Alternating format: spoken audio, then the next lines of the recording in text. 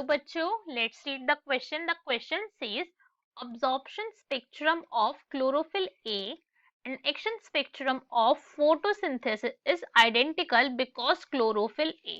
Sir question के अंदर हमसे क्या पूछा गया है कि जो अब्जॉर्प्शन स्पेक्ट्रम होता है क्लोरोफिल ए का और जो एक्शन स्पेक्ट्रम है फोटोसिंथेसिस का वो आइडेंटिकल है बिकॉज क्लोरोफिल के ए के अंदर ऐसी कौन सी प्रॉपर्टीज है, ऐसा क्या पॉइंट है. So now let's solve the question. सबसे पहले हम क्वेश्चन को सॉल्व करने का की कॉन्सेप्ट देखेंगे. की कॉन्सेप्ट क्या है हमारे क्वेश्चन को सॉल्व करने का कि हमें अब्जॉर्प्शन स्पेक्ट्रम के बारे में भी पता होना चाहिए. अब्जॉर्प्शन स्पेक्ट्रम कि ये स्पेक्ट्रम कैसा है, कब फॉर्म हो रहा है, किस और क्या डिपिक्ट कर रहा है, और हमें एक्शन स्पेक्ट्रम के बारे में भी पता होना चाहिए. Action spectrum, right. हम इन दोनों ही स्पेक्ट्रम के बारे में नॉलेज होनी चाहिए. So now let's see the diagram. तो ये क्या है, हमारा action spectrum of absorption spectrum है और हमें देखना है किसके लिए, स्पेसिफिकली क्लोरोफिल ए के लिए देखना है. क्लोरोफिल ए के बारे में बात करी गई है. तो क्लोरोफिल ए का है हमारा, दिस इज क्लोरोफिल ए. जो ब्लू वाली जो हमारी लाइन है ये क्लोरोफिल ए है. तो अगर हम इसके लिए हमारा एक्शन स्पेक्ट्रम अब्जॉर्प्शन स्पेक्ट्रम देखें तो ये ऑलमोस्ट कैसा आ रहा है, सिमिलर आ रहा है. ये देखिए, ये हमारा क्या है, क्लोरोफिल ए का स्पेक्ट्रम है. This is absorption spectrum. हम इसे देख सकते हैं क्लियरली, ऐसा इसका ग्राफ है. और अब्जॉर्प्शन स्पेक्ट्रम जो येलो लाइन है इसका भी ग्राफ अगर हम देखें तो ऑलमोस्ट इसका रिजल्ट कैसा है, ऑलमोस्ट सिमिलर है. इसी टाइप की इसके अंदर वेरिएशन शो हो रही है, करेक्ट.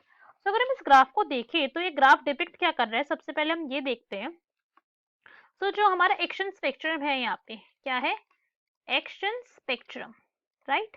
अगर हम एक्शन स्पेक्ट्रम, कौन सी वाली लाइन है हमारी, येलो वाली लाइन, इस बात को नहीं भूलना है वरना हम क्वेश्चन के अंदर हम कंफ्यूज हो जाएंगे. जो हमारा एक्शन स्पेक्ट्रम है वो यहाँ पे क्या डिपिक्ट कर रहा है, ये डिपिक्ट कर रहा है हमारा रिलेटिव रेट ऑफ फोटोसिंथेसिस. क्या डिपिक्ट कर रहा है, रिलेटिव रेट ऑफ फोटोसिंथेसिस को शो कर रहा है कि किस रेट से यहाँ पे फोटोसिंथेसिस हो रही है डिफरेंट पिगमेंट्स के अंदर, कंपेयर करा जा रहा है फोटोसिंथेसिस, राइट. और कब, at different wavelength, different wavelength के अंदर फोटोसिंथेसिस का रेट क्या होता है वही शो करे, डिफरेंट वेवलेंथ, राइट. ये क्या हमारी वेवलेंथ है, 400 से 700 नैनोमीटर के बीच में. सो अगर हम इसको देखें तो मैक्सिमम ये कौन सी रेंज के ऊपर दिख रही है, इन दो रेंज के ऊपर, 400 के ऊपर और 700 के ऊपर. ये 400 वाली रेंज है और ये 700 वाली रेंज है, right. This is 400 range and this is 700 nanometer range. इसी रेंज के अंदर क्या हो रहा है, एक्शन स्पेक्ट्रम जो है वो अपने टॉप के ऊपर रहा है.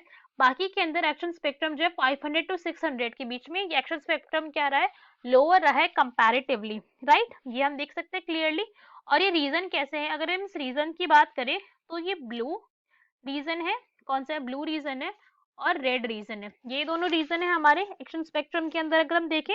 अब अगर हम बात करें ऑब्जॉर्प्शन स्पेक्ट्रम की, कौन सा spectrum, absorption spectrum, right. Absorption spectrum.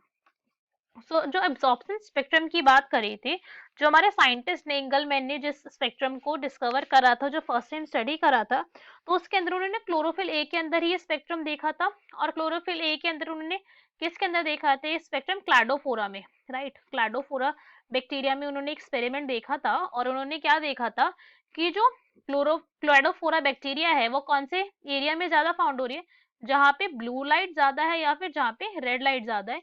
इन दोनों एरिया के अंदर ही ज्यादा क्लोरोफिल का ऑब्जॉर्प्शन हो रहा है, तो वहीं पे क्या हो रही है, उसी एरियाज के अंदर जो क्लाडोफोरा बैक्टीरिया है वो ज्यादा फाउंड हो रहा है. तभी एक्शन स्पेक्ट्रम क्या हुआ था, ऑब्जर्व हुआ था.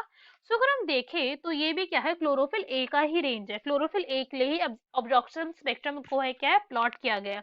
इसकी रेंज भी क्या है, 400 के अंदर ही मैक्सिमम है और 700 के अंदर ही, अगर हम क्लियरली दे सकते हैं इसकी रेंज भी 400 और 700 के अंदर ही कैसी है, मैक्सिमम शो करे.